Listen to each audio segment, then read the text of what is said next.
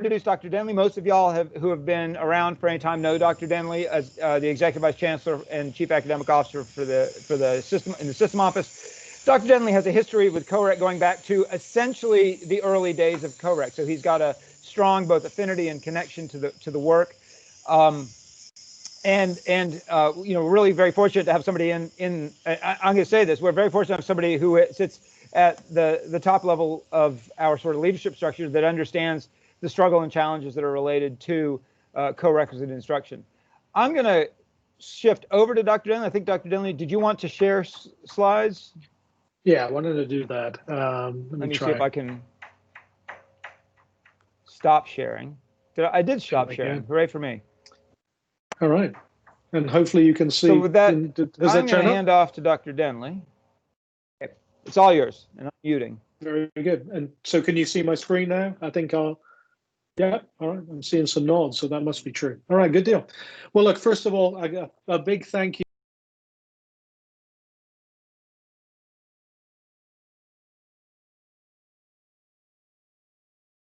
Dr. Denley, you're muted.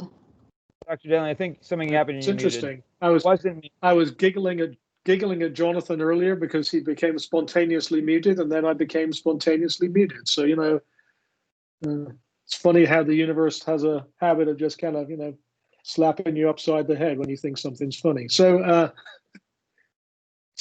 first of all, a really big thank you to all of you for being on the call today, and for all that you're doing right now, teaching your students in the classroom. I know that these are incredibly challenging times, and incredibly challenging times have really entailed many of us to have to do things which I don't think we would have even envisaged even just a few months ago.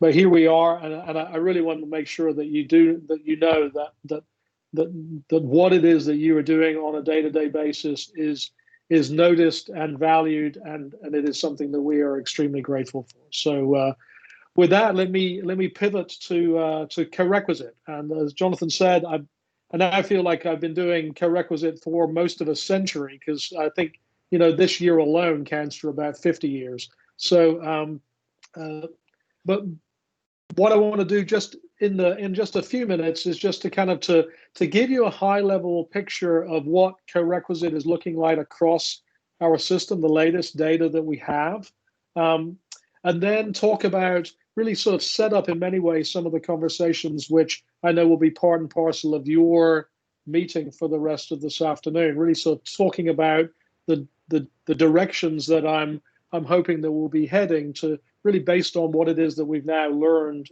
from where we are. So first of all, then, where are we as far as co-requisite goes in Georgia? So as many of you know, we fully implemented co-requisite remediation in both math and English back in fall of 2018.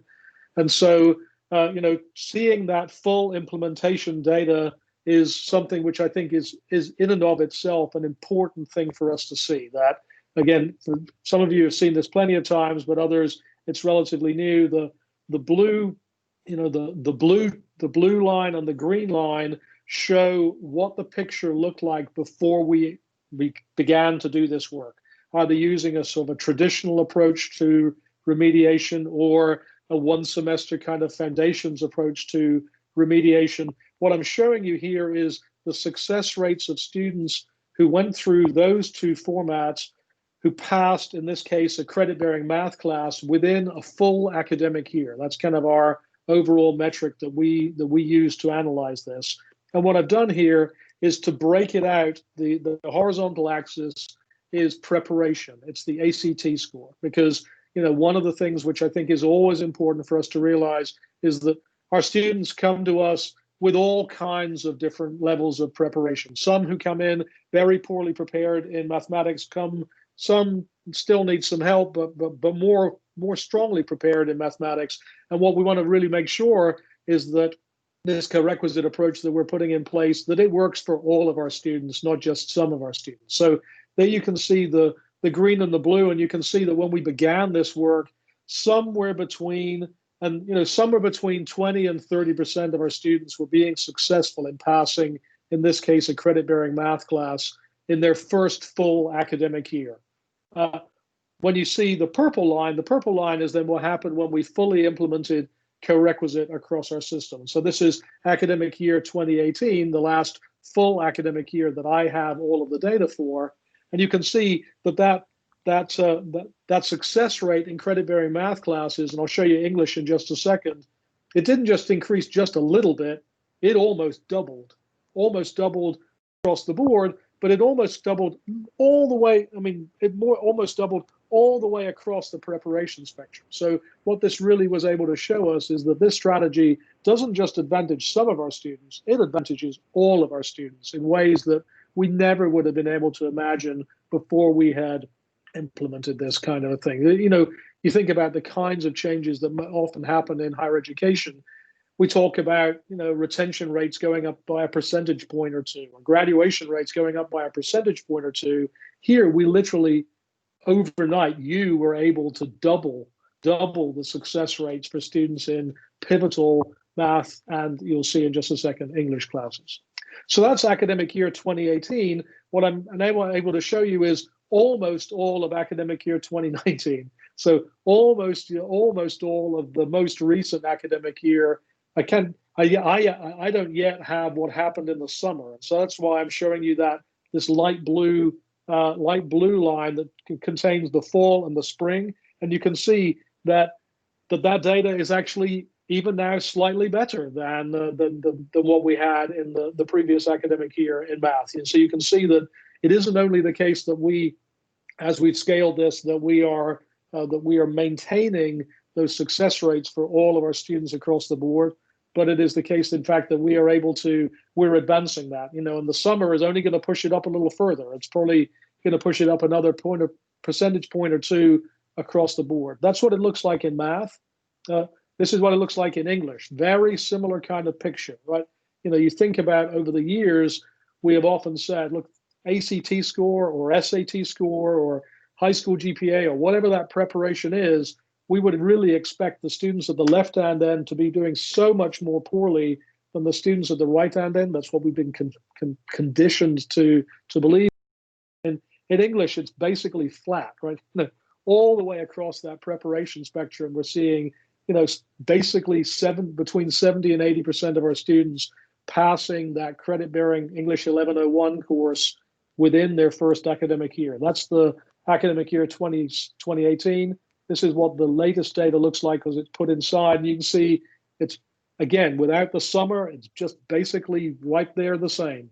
When we add the summer in, more than likely, that's just going to sync it right up with where it was in the previous academic year. So again, a huge thank you to all of you for all of the work that you're doing in doing this, because my job is easy. I show a chart. Your job is harder. You're in classrooms working with students with the struggles that they have with these kinds of materials. And so, I'm extraordinarily grateful for that work.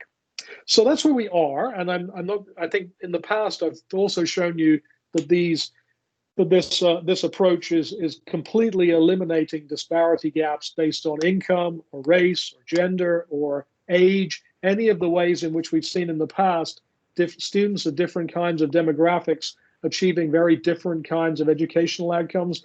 Coreq is literally closing those out, completely removing that kind of disparity. So that's a really wonderful thing. And the 2019-2020 data looks just the same as what we've seen before.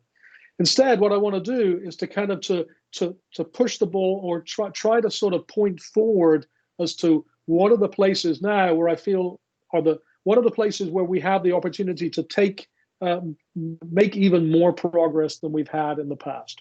So the first of these is around academic mindset. And I think if any of you have heard me talk about this over the last 2 or 3 years, how influential we believe it to be the case to investigate academic mindset, purpose and belonging and growth and fixed mindset and interaction with faculty members and grit and perseverance, all of these different kinds of non-cognitive kinds of aspects to learning. We know through the academic mindset survey work that we've been doing and the analysis that we've then done with student outcomes, we know that all of these things are extraordinarily powerful drivers to enabling many more students to be successful.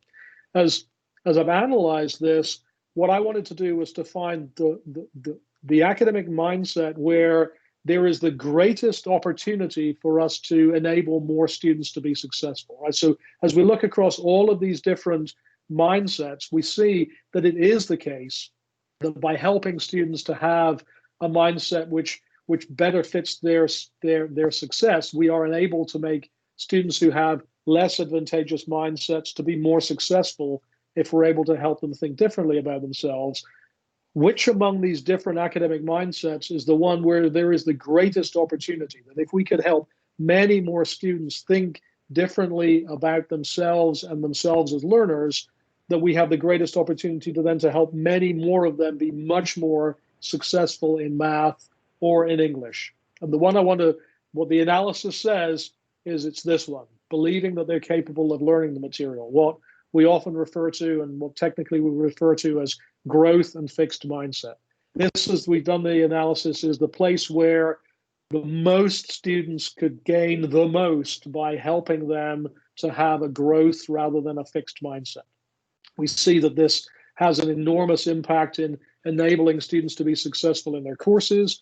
We see that it is the academic mindset which has the greatest promise for further closing disparity gaps based on race, income, gender, and age. And it is the case that it's also the case that that we have a sort of a twofold strategy around this. It is the academic mindset where we really do, in fact, have scalable strategies to be able to implement change. The twofold strategy is really around, on the one hand, faculty members understanding these aspects of academic mindset, both about themselves and the way in which they are communicating growth and fixed mindset in their courses, and how the students perceive that as faculty we are communicating that message to them. Does the students believe that when we look at them, that we feel that they really have the ability to be able to do the work that we're challenging them to do? And then secondly, do they themselves really believe that they are able to do this? I'm a mathematician by trade, as most of you know probably. I don't know over the years how many people have told me it's like, it's the ultimate sort of the ultimate conversation closer at a party. People say, well, what do you do? And I'd say, well, I'm a mathematician. And then they would say, oh, I'm not a math person. I hated math when I was at school. And then they turn and walk off. This is the idea of not being a math person or not being an English person is just sort of endemic in the society that we live in. And so helping people to realize that that's just a social construct. It isn't, in fact, the case that has any basis at all in neuroscience or learning science. It really is the case that, yes, some people simply are more able to be successful in math and English in just the same way that some people are more able to dunk a basketball. But can you get better by trying and working hard? The answer is yes, you can, and that everyone can. And so really doubling down on how it is that we introduce these kinds of growth and fixed mindset aspects into the Coreq classroom. We believe that this is absolutely key to making even further progress from where we are today. And I know Jonathan later on will be talking to you about some opportunities that we have to be able to further and provide training and resources around academic mindset, growth and fixed mindset in particular. The second thing I want to talk to, again, briefly, is around implementation models. Here's, I think, an awful chart. Awful in the sense that there's just all kind of stuff just everywhere. But what it is, it's not awful in the sense of what it shows, just awful in the sense of the chaos that it has. What this is showing is the success rates across all 26 institutions of how it is that their students are, in this case, being successful in English. It's the same chart that I just showed you system-wide, but now literally broken out campus by campus. You can see that there's a lot of variation, and the variation I really want to show you is really illustrated by this, that you can see the blue school is one of those schools, and you can see the red school is one of those schools, and you now can see the success rates that their students have in their freshman writing classes, again, broken out by ACT score, by English ACT score. You can see the same kind of thing in math. I'll show you the math. Again, it's sort of chaos if we look at all of it. But again, if I show you the green school and the blue school, these are two schools that are sort of emblematic of the kinds of differences that schools are getting when it comes to the success rates for their students in their co-requisite implementation. You can see that both schools are doing better than they were before. The gray bar is what it was that we had before we implemented co-requisite, but you can see that there is a good 15, 20 percentage points difference between the success rates of their students in the math classes, in this case of their teaching. And if I go back, this is what it looks like for the English. Again, you can see a good 15, 20 percentage points difference, not explained just by differences in ACT score, right? So a school might reasonably say, well, look, the students come in less well prepared than that other school over there. No, look, I've broken this out by preparation level, so you can really see that there are quite substantial differences between the success rates that students are having at different schools, based, of course, on the different kinds of ways in which they're implementing their co-requisite model. So that's what I've been digging into to see which of the 12, which of the sort of 12 possibilities when it comes to basic structural implementation produce, it appears, the most successful results for students. Again, broken out across ACT score. I'm not just looking at the overall flagship number, but looking for which implementation models really seem to best serve all of our students across the preparation spectrum. So as you can see, there's basically 12 possibilities that you all are using in different ways. Whether or not the class itself contains only co-requisite students, the credit-bearing class, does it contain only co-requisite students, or is there a mix? Is it the case that you're using the same instructor for both the co-requisite and the credit-bearing class, or are you using different instructors? And then lastly, how many hours is your co-requisite experience? Is it a 1 hour thing, a 2 hour thing, or a 3 hour thing? And so you can see that altogether, that creates 12 different possibilities.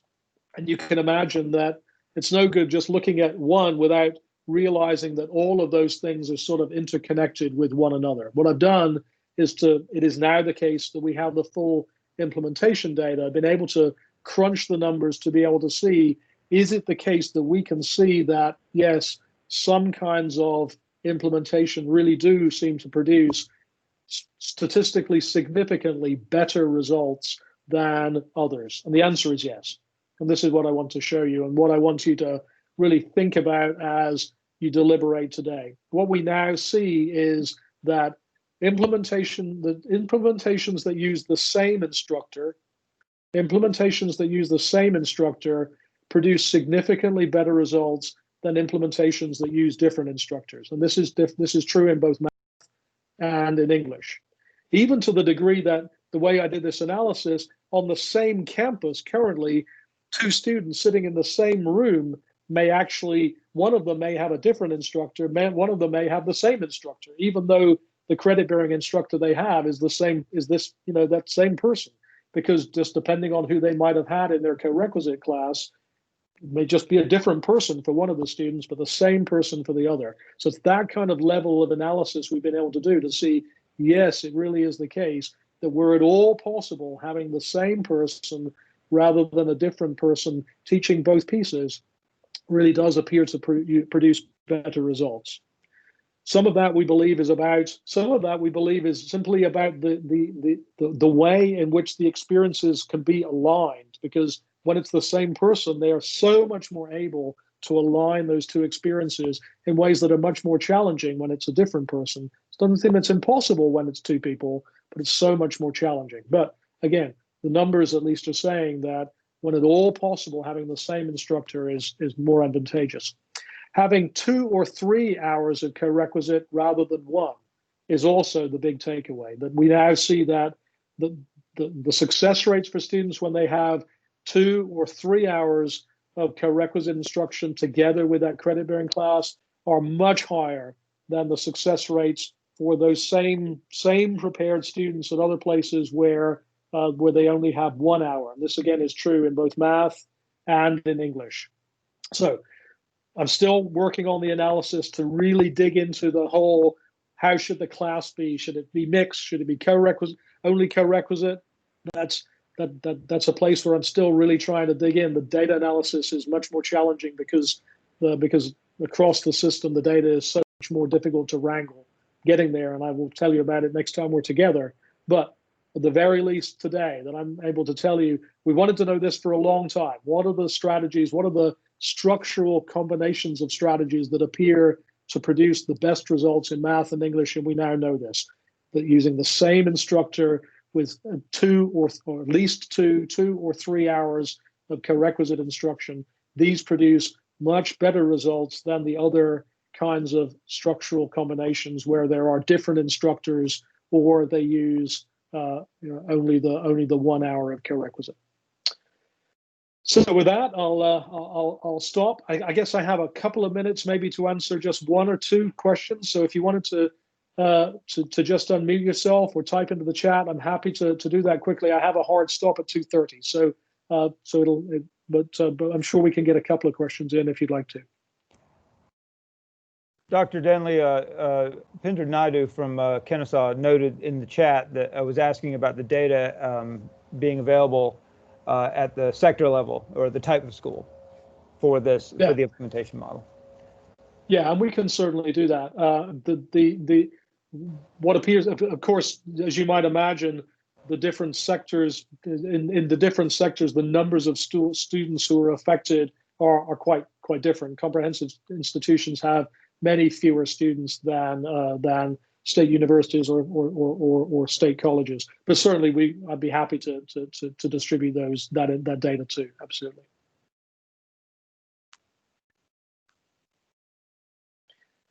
What's interesting is that because of the ways in which because of the different kinds of structural combinations, even within sectors, there is very considerable variation between the success rates that the campuses have. So when you look by sector, that's all kind of averaged out. But even in any sector, there is very considerable variation. Just because different campuses are using different combinations of strategies, one may be, hit gold and they chose the same instructor 2 hours. Another campus, because we didn't know up until now, chose a much less advantageous combination of strategies and their students are doing less well. Yeah.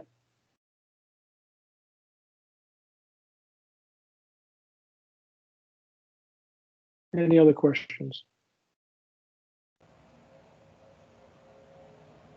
I'm certainly happy to I'll get Barbara and Jonathan a copy of the presentation that I've just given, so you'll have those slides very shortly. And of course, we have this data broken out by campus. So if you're curious what your campus looks like compared with those system-wide averages and all of that, and the rest of your sector, we can easily provide that information to you.